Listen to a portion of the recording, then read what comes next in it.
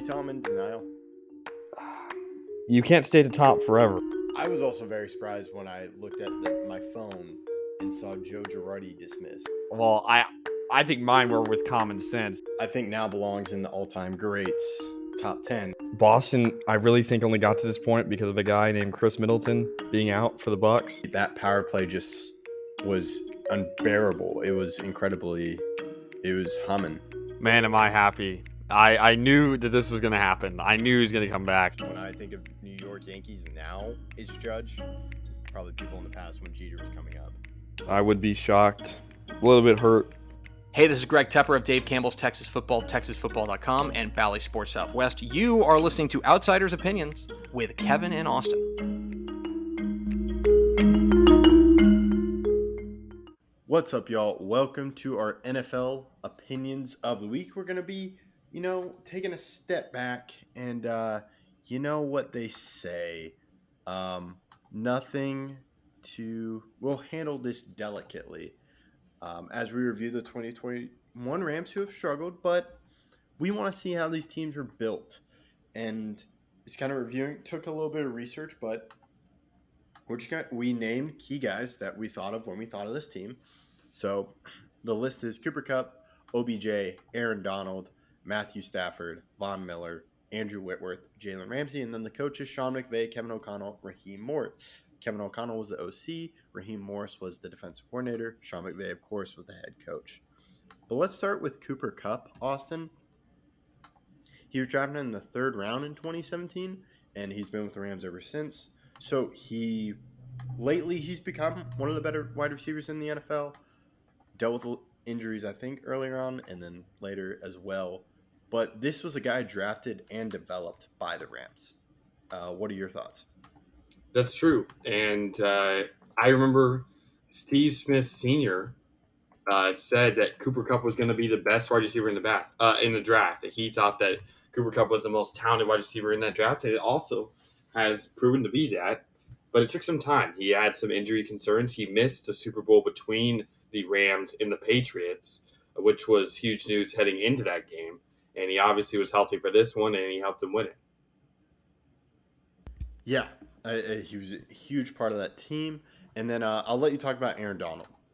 Aaron Donald, everyone knows who he is. One of the best defensive players ever. He's won 3 Defensive Player of the Years. He was the 13th overall selection in the 2014 draft from the Rams, homegrown, and he's still yet to miss a Pro Bowl, even though he missed a lot of games last year. I actually have no idea how he made it last year after missing so many games, but he's been consistent. He won the Defensive Player of the year before they won it, and then was third in Defensive Player of the Year voting the year they did win it. All-Pro first team that year as well. In the playoffs, 3.5 sacks in the 4 games during that run, and his impact was felt. Yeah, and he's such a key contributor, and he was a higher pick than Cooper Kupp. Third round, still a premium pick, but good find for the Rams with the value of Cooper Kupp. But yeah, with Aaron Donald, that's what you want when you get a it's still top 15 first round pick, but that's the value you want when you draft someone that high. True. So now we'll go into OBJ. I'll let you talk a little bit more about that. So yeah, OBJ, unlike the first two, it's acquired from a trade. He was traded from Cleveland. Wait. Oh, I thought Cleveland had cut him. Oh, that's right. He did cut him. Yeah, and he was signed for free agency on November 13th, 2021. And immediately turned into... Say again? Oh, it was a late addition from what I remember. Yeah, so that's late in the year. He played 6 games with Cleveland and only averaged 38 yards per game. He averaged 38 yards per game with the Rams, but he did not have a single receiving touchdown with Cleveland that year. And then had 5 with the Rams. Wow, that's impressive. And he was definitely helpful in their playoff run. I remember that. We were talking about that, and then he got injured. That's true. But yeah, overall, he offered a different dimension of offense to complement Cooper Kupp, I think, from what I remember. Yeah, they're different types of receivers. Yeah. And then we'll save Stafford for a little bit later. I want to do Von Miller. He was also a mid-season trade. They traded seconds, a second and a third round pick for Von Miller. He ended up He was another compliment to Aaron Donald for just that year. I believe he went to the Bills after, or no, I think he had one more year with the Rams. Yeah, I believe he had one more year with the Rams. No. Last year he was on the Bills. Yeah, And he tore his ACL. Yes. But yeah, it was a need. He was a needed player. That's why he's on this list. But he was acquired through trade. Yes. I'll go into Andrew Whitworth next. He was a free agent signing back in 2017, and he was the rock for this offensive line. The offensive line has now crumpled very much so since, but he was on Cincinnati, obviously the team they beat in the Super Bowl, but going to the Rams, he was a first-team All-Pro and a Pro Bowler his first year and was just so uber consistent throughout his 5 years with the team. Yeah, and I know he's relatively old when they finally won, but he had started with a 3-year, $36 million deal, $15 million guaranteed. It was a huge thing. That was when I believe McVay took over. The Rams was in 2017. So McVay is just an offensive mastermind, one of the premier guys, and he's really helped his team. But he understood that Whitworth was a key part, and we've talked about left tackles, as you mentioned. So I think we can talk a little bit about McVay and the coaching staff. McVay, I think, was he had been there before, and he understood a little bit more about the game. Yeah, the way he impacts the game is, I don't know if you've ever seen it, especially from someone his age. Yeah, and then Kevin O'Connell, I think it's to see where he's at now. He was probably helpful as an offensive coordinator, and he understood Stafford. And another thing to mention is that the offense for the Vikings both years, even though they've struggled this year, their offense has still been very, very good, or at least passing yards wise. The problem is they're rushing. The problem is they're averaging as a team not a lot of yards per game, which is affecting them. And when you have a lot of fumbles, which is the case, they already have 13 fumbles this year, the Vikings do. So that's something they have to fix. But Kevin O'Connell was a premier offensive coordinator, went on the Rams, and he's continued his offensive prowess since. Yeah, and then the thing for me was Raheem Morris, and he was he took over for Brandon Staley, who left, and he just helped this defense dominate, although he had some great pieces. And I'll just go into that other piece before we get to Stafford is Jalen Ramsey. In 2019, the Rams traded for Ramsey and traded 2 first-round picks and a 4th-rounder, and I think they also gave him a huge contract as well. So a lot of trades for this team, and I think the biggest one is Stafford, which I'll let you talk about. Yeah, I can't believe this happened.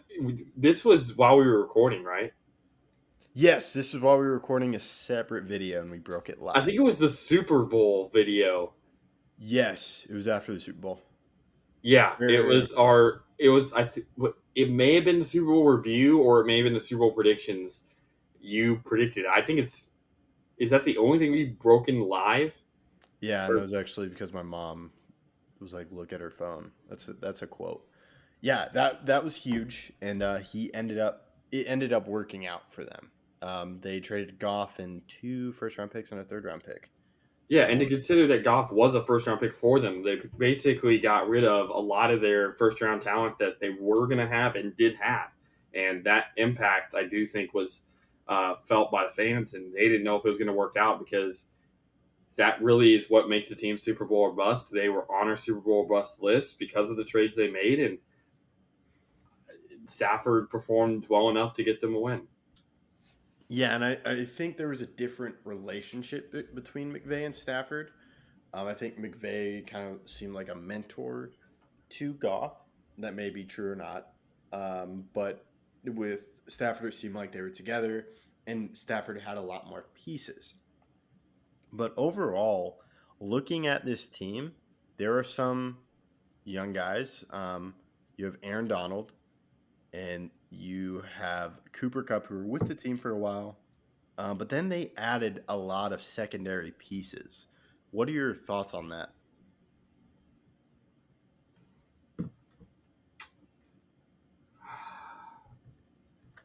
I don't really know because have we seen an example like this before? Has there been another team do this in any sport? Successfully, or Yes. I'm trying to think. With the NBA, you had trades. But to trade this many firsts away and it worked, because I would think the Clippers would be a good example, but they've never. It hasn't worked. Yeah, it was a very all in approach, and they didn't value draft picks. We haven't really seen it work in the NFL, and this is the only time it works. And I think we've seen teams replicate this. We've seen what the Broncos did. And it's Jets. dumpster fire. Yeah. So we'll have to hopefully, or yeah, what do you want to add? Yeah, not just a dumpster fire. The team they traded to get Russell Wilson was better than them, like, significantly. Like that'd be like if they traded for Matthew Stafford and then the Lions were a better team immediately. Yeah, and it would have been much different if they didn't win that Super Bowl. 100%. The ridicule would be immense. Yeah, so I think we can talk about this. Hopefully, we'll try to make this an ongoing series. It would change, but looking at other teams, because they're key guys. There may have been guys they drafted, like they may have drafted Akers when he was a running back, but they're key guys to this team and where they ended up were mostly signings, mostly trades and signings, which affects the salary cap. Which I think is a key part to remember in the NFL. So I think that's my goal. Like, okay, this is a unique situation. And I like that you brought up, have we seen this? I think we've seen it. We've seen teams do it. I don't know if it's worked yet. Because Kyrie was drafted, LeBron signed, Kevin Love was traded for the Cavs. But it's just the amount of firsts that were given up. That's where it would be different, because the only real first they gave up for Kevin Love was Andrew Wiggins. Yeah, that's fair. Okay, so it's the number of firsts. That's what gotcha. Yeah, so because they completely, like, 5 or 6 years worth of first, if you include Jared Goff, who was a first round pick by them, gone in all the trades that they made. Yeah, that's true. And yeah, that's the point of these are the main guys. You may have guys you drafted that one, but these guys played significant roles, and to have most of them traded is a key thing that hopefully we can talk about in the future. Any final thoughts, Austin? No, I don't know if we'll ever see a team like this in the NFL. The NFL doesn't have that many trades, so I do think it's much more rare for this to happen in this league, but the Rams made it work. Yeah, and let us know what you think. Let us know if we mentioned a player or didn't mention a player, and we appreciate you listening to Outsiders Opinions.